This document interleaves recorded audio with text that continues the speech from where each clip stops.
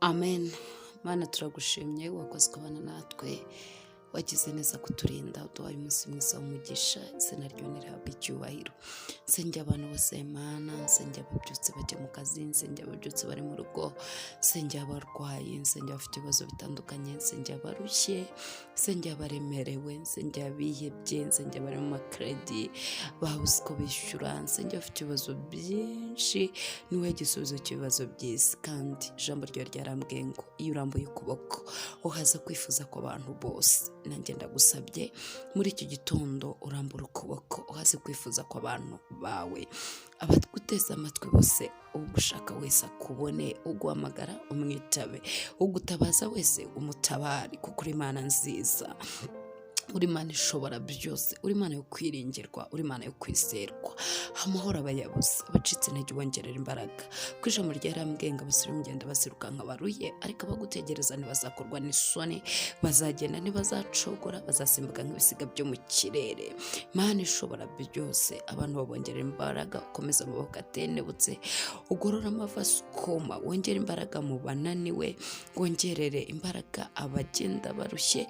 Izina ryawe rihabwe icyubahiro, kandi ubwami bwawe bwamamare, bwamamazwe n'abiyubashye, bwamamazwe n'abakene, bwamamazwe n'abakire, bwamamazwe n'impande zose z'isi, bwamamazwe n'abantu mu bwoko butandukanye, indimi zose zivuza ture kuri uwera, amavi yose agupfukamire. Jehova urakoze, uri ukwiringirwa, isi yose irakwemera.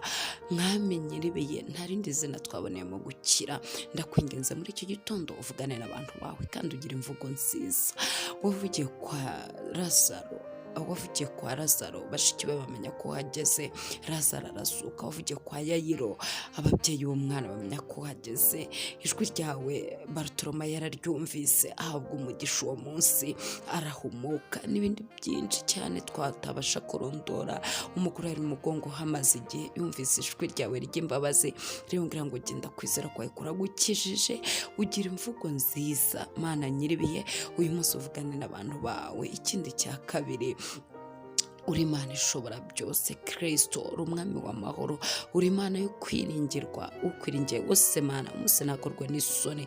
Umuntu wese ufite umutima w'inzira z'igisiyoni, nanyura mu gikombe cya Baka uyu munsi agihindura amasoko, imvura nziza icyambika umugisha, agenda guhisa imbaraga, agaragara mu maso yawe Siyoni. Icyubahiro kibi cyawe, kandi izina ryawe rishyirwe hejuru. Ni izina rikomeye Yesu, ugira izina ryiza tubonera mu gukira, izina tuvuga abadayimoni bagahunga, izina tuvuga indwara zigakira, n'izananiranye zikamenya ko havuzwe izina rikomeye. Uwiteka Imana, izina twatura abadayimoni bagasohoka mu buzima bwacu, izina twatura imbaraga z'umwanzi zikatuba kure, izina rikomeye rya Yesu, izina twaboneyemo agakiza, izina ryiza ry'umwami. Izina ryawe nirishyirwe hejuru Jehova. Tugushimire rero kutugiriye neza, bana n'abantu bawe. Icyubahiro n'ikibi cyawe, ni mu izina rya Data twese, ni mu izina ry'umwana, ni mu izina ry'umwuka wera. Yesu nushimwe, Yesu nushirwe hejuru. Tubisabye twizeye kandi tubinyujije mu izina rya Yesu Kristo umwami wacu, amen. Yesu nabaha umugisha, mwakoze cyane, kandi nejejwe n'Imana umutima kongera kubana namwe. Uyu munsi turakomeza twiga ku ijambo ry'Imana.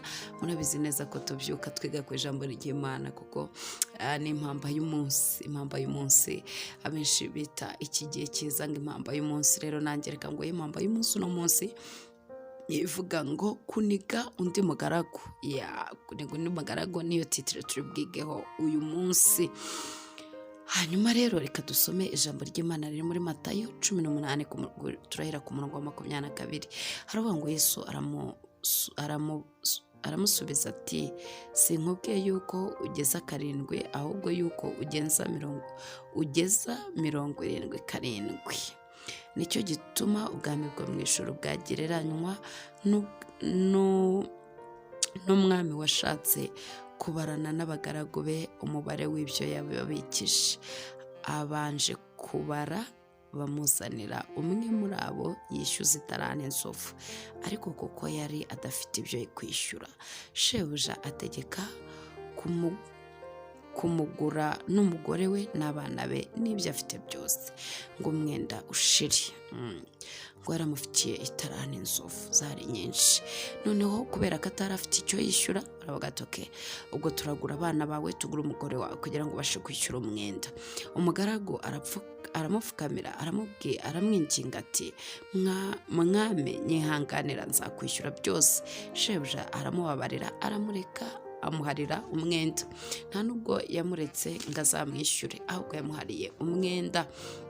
Hanyuma rero ariko uwo mugaragu arasohoka asanga umugaragu mugenzi we yagurije idenari y'100, avuye gusaba imbabazi z'ifeza 1000 cyangwa se umwenda ungana nk'uko Bibiliya yabivuze, umwenda ungana n'amatarano inzovu, niko ijambo ryatubwiye.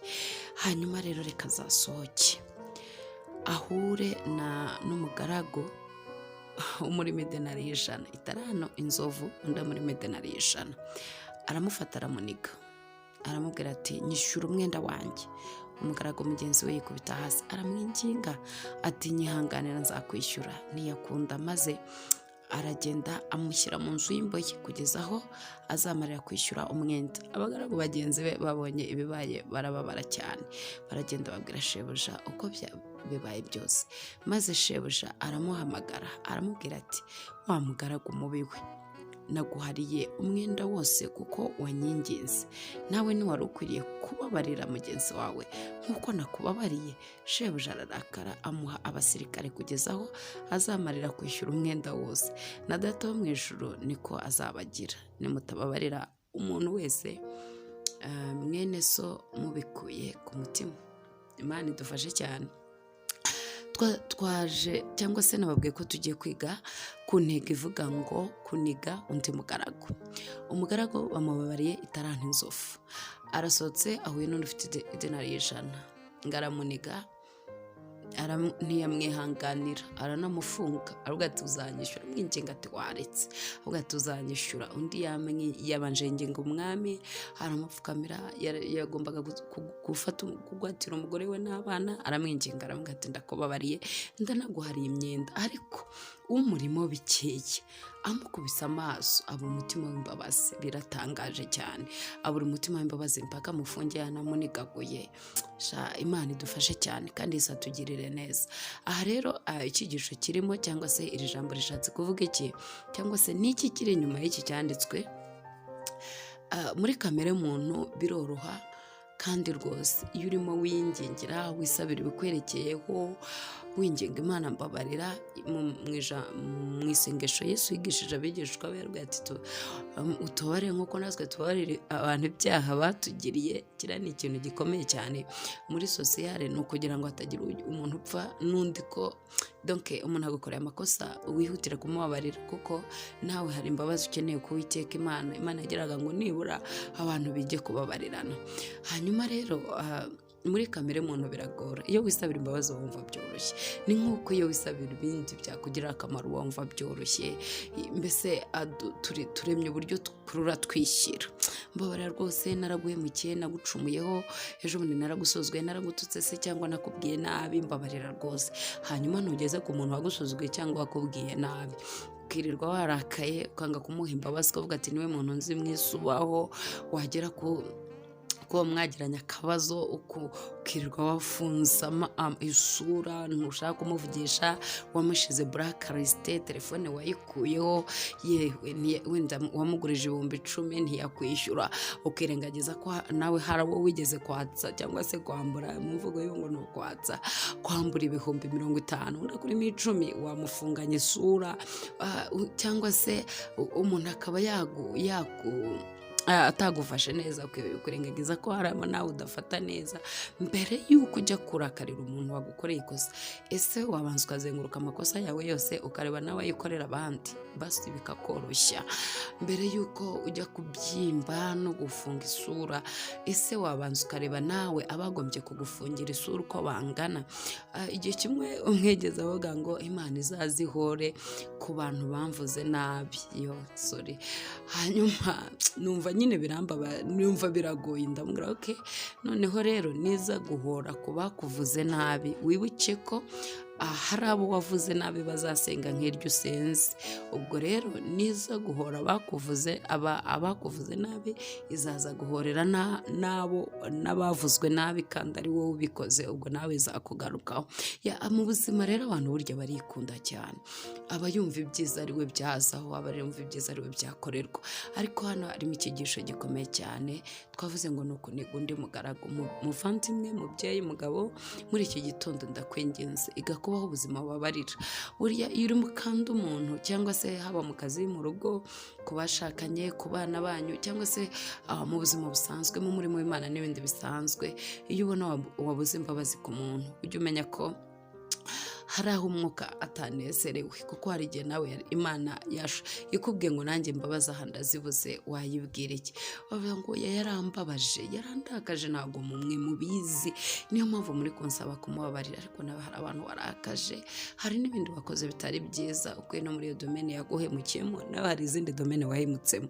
So rero kuniga undi mugaragu ni uburyo ufata wibagirwa yuko nawe wagiriwe imbabazi n'Imana cyangwa se n'undi muntu, hanyuma abakuhemukiye cyangwa bakugiriye nabi ugatekereza yuko ari abo gupfa, ari abo kujugunya.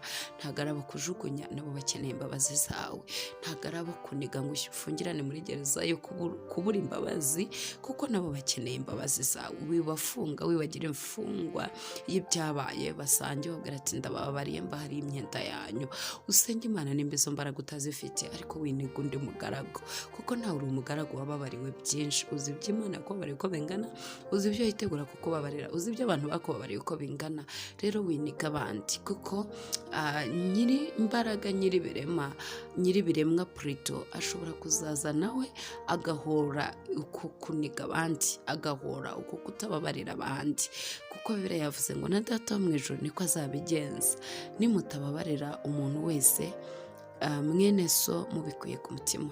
Rero mujye musoma Bibiliya, ni ngombwa, ni byiza. Hari ibyo ukora wumva ari uburenganzira bwawe, ariko hari icyo Umwuka Wera bivuga. Yego warababaye, waranakomeretse kandi warahemukiwe cyane, ariko se harya wowe iyo wigenzuye imyaka umaze ku isi, wumva nta muntu urahemukira, wumva nta muntu urabangamira, wumva nta muntu, mbese kuki izo mbabazi wowe zikeneye n'uwaguhemukiye nawe burya arazikeneye? Reka nkubwire, nta muntu udakeneye imbabazi ku isi. Imana idufashe cyane. Reka mbabwire ngo muri iki gitondo mwiniga abandi, kuko bahindukiye kubaniga ntabwo byagenda neza. Umwami Yesu abane namwe, mbifurije guhaha mu karonka, kandi impamvu mbabwiye mu gitondo no kugira ngo wirirwe witwararitse, wuzure urukundo mu buzima bwawe. Uyu munsi wirirwe wuzuye urukundo, wirirwe wiga kubabarira, kuko nawe uzikeneye. Uraza gusanga hari naho uri gukora amakosa ugakenera ko bakubabarira. Uko bikeneye rero n'abagukosereza burya nabo barabikeneye. Yesu nabaha umugisha, muhahira umurongo. Shalom shalom.